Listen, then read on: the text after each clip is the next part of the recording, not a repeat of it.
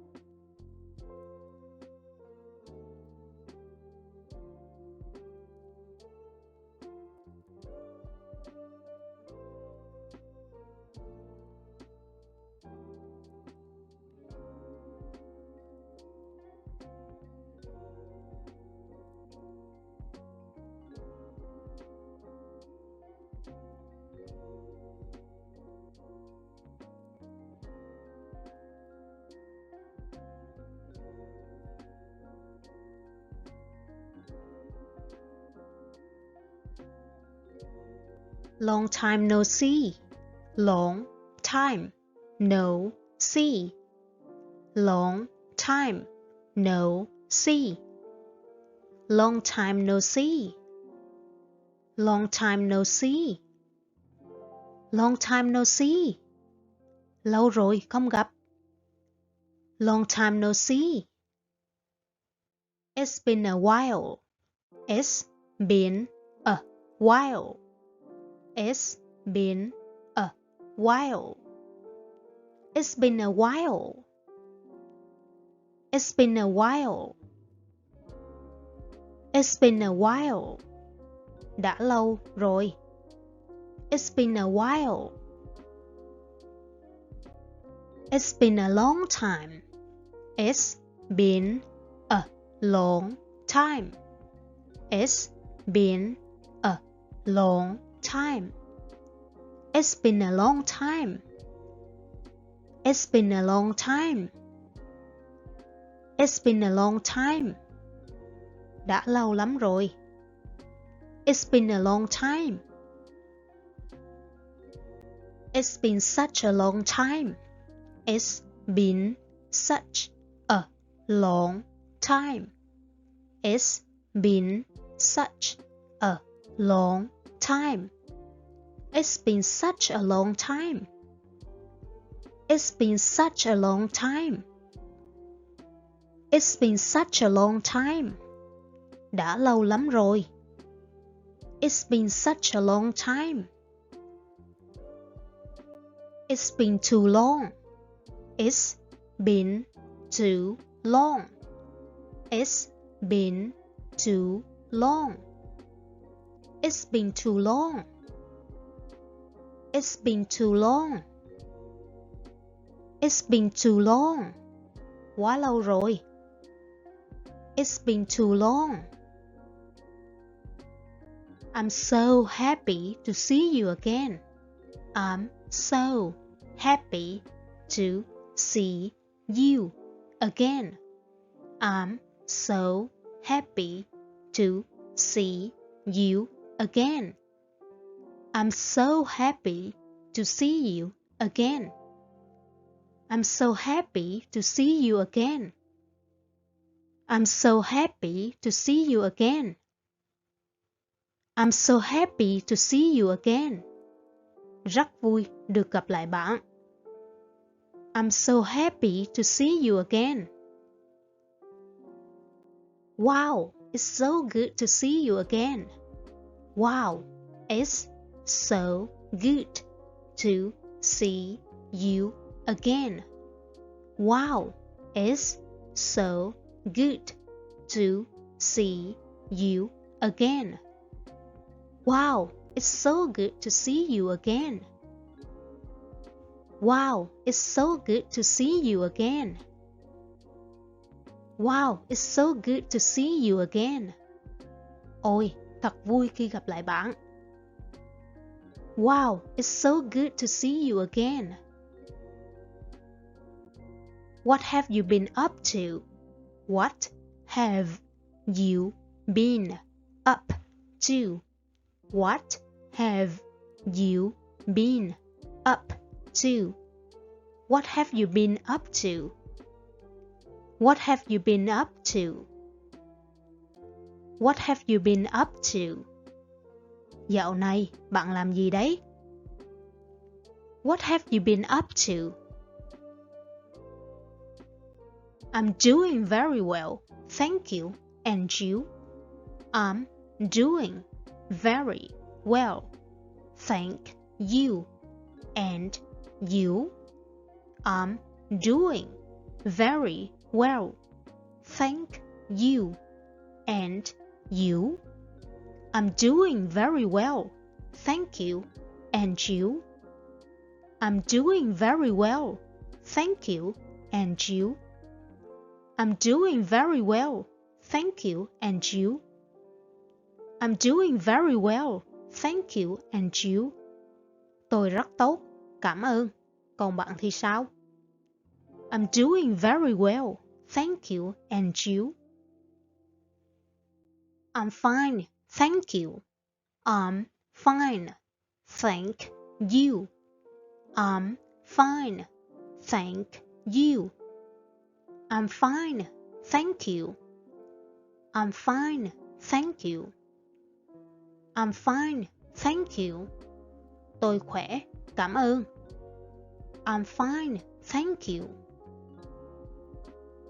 Great, thanks. How are you? Great, thanks. How are you? Great, thanks. How are you? Great, thanks. How are you? Great, thanks. How are you? Great, thanks. How are you? Tốt, cảm ơn. Bạn thế nào? Great, thanks. How are you? Not bad. You? Not bad. You? Not bad. You? Not bad. You? Not bad. You? Not bad. You? Không tệ. Còn bạn thì sao? Not bad. You? Couldn't be better. How about you? Couldn't be better. How about you? Couldn't be better. How about you? Couldn't be better. How about you? Couldn't be better. How about you? Couldn't be better. How about you? Tuyệt vời. Còn bạn thì sao? Couldn't be better. How about you? Wonderful. Thank you. Wonderful. Thank you. Wonderful. Thank you. Wonderful. Thank you. Wonderful. Thank you. Wonderful. Thank you. Tuyệt lắm. Cảm ơn. Wonderful. Thank you. Goodbye. Goodbye. Goodbye. Goodbye. Goodbye. Tạm biệt. Goodbye. Bye. Bye. Bye. Bye. Tạm biệt. Bye. Bye for now. Bye for now. Bye for now. Bye for now. Bye for now. Bye for now. Tạm biệt nhé. Bye for now. See you. See you. See you. See you. See you. See you. Hẹn gặp lại. See you. See you soon. See you soon. See you soon. See you soon. See you soon. See you soon. Gặp lại sớm nhé. See you soon. See you later. See you later. See you later. See you later. See you later. See you later. Hẹn gặp lại sau nhé. See you later. Talk to you later. Talk to you later. Talk to you later. Talk to you later. Talk to you later. Talk to you later. Nói chuyện với bạn sau nhé. Talk to you later. Catch up with you later. Catch up with you later. Catch up with you later. Catch up with you later. Catch up with you later. Catch up with you later. Catch up with you later.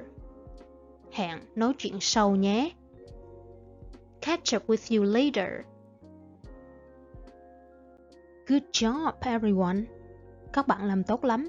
Chỉ cần 10 phút thôi, nhưng bạn đã chọn học thay vì trì hoãn. Cứ tiếp tục như vậy, tiếng Anh sẽ trở thành một phần tự nhiên trong cuộc sống của bạn. Hẹn gặp các bạn ở video tiếp theo của HannEnglish. Và hãy nhớ giữ năng lượng tích cực nhé. Bye bye!